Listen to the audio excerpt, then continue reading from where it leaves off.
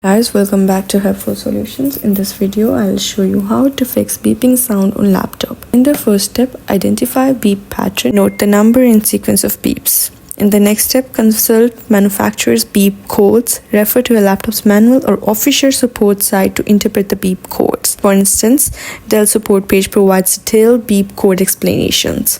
In the next step, check RAM modules. If the beep code indicates a memory issue, power off the laptop and reset the RAM modules. If multiple modules are present, then test each individually to identify a faulty one. The next step, address BIOS issues. For BIOS-related beeps, perform a BIOS reset. On HP laptops, this can involve pressing specific key combination during startup.